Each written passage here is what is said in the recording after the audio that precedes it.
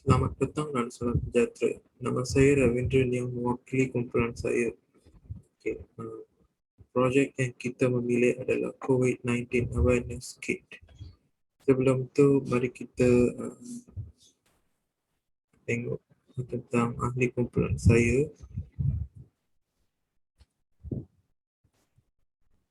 Ini adalah nama ahli kumpulan saya. Pertama adalah Fatinur Umairah binti Anwarul Haq. Kedua adalah Nur Syakira binti Syamri. Nombor tiga adalah Nur Filza Atika binti Nur Azhan.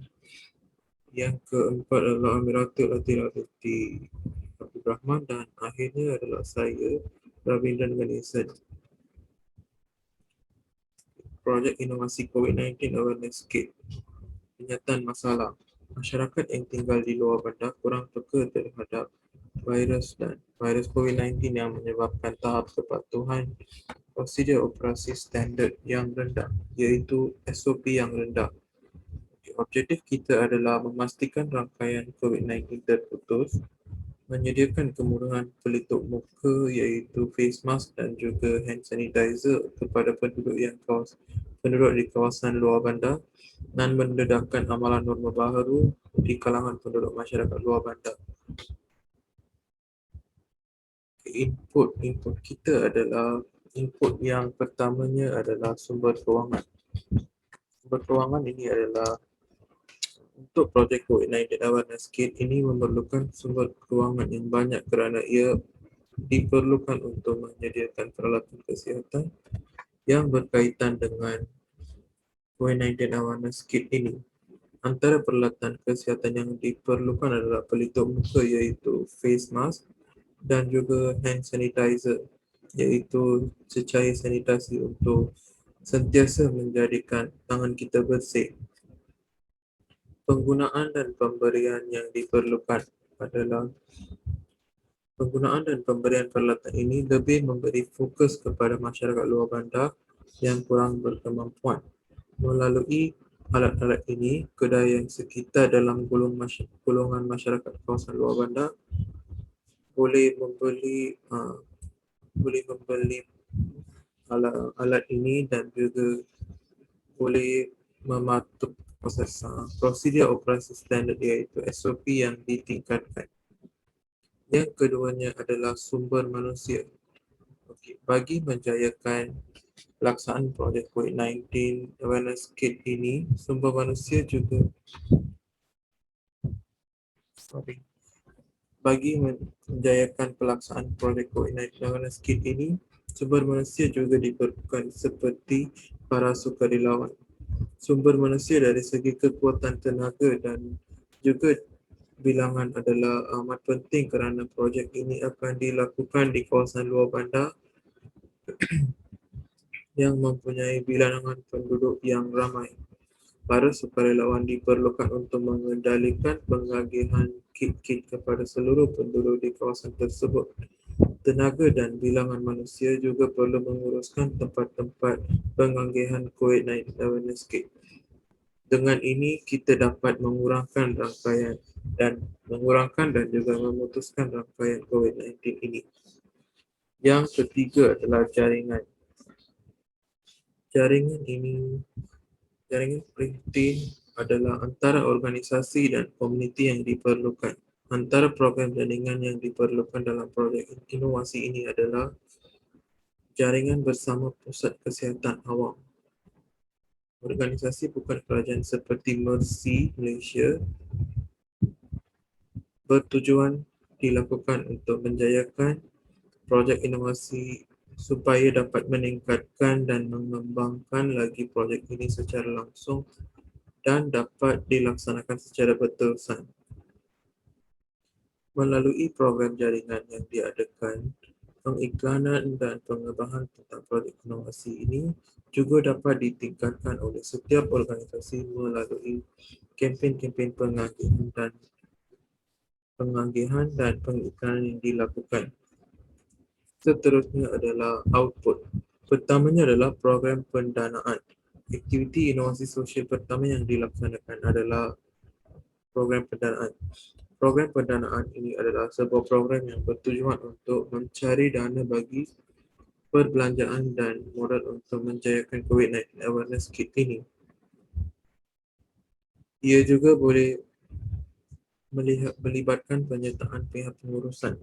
Penderma juga akan disertai oleh wakil sukarelawan daripada institusi pengajian tinggi iaitu Universiti Teknik Malaysia Melaka.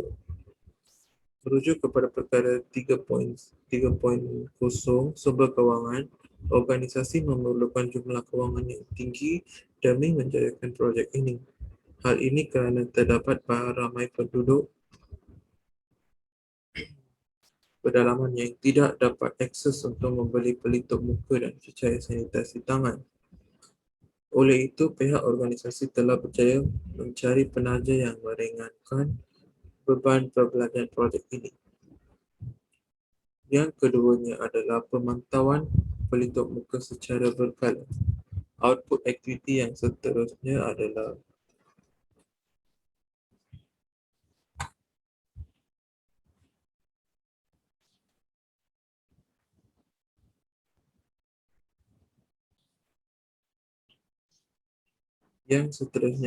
pemantauan pemakaian pelitup muka secara berkala. Aktiviti ini bertujuan untuk membiasakan warga pedalaman untuk sentiasa memakai pelitup muka secara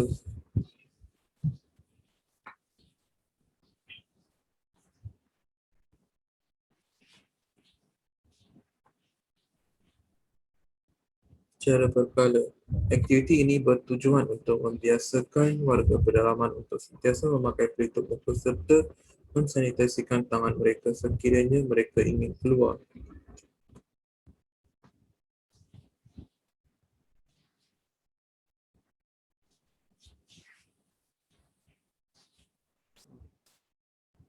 Hal ini kerana penduduk pedalaman sudah terbiasa tidak memakai pelitup muka oleh hal mereka tidak dapat akses untuk membeli pelitup muka di bandar.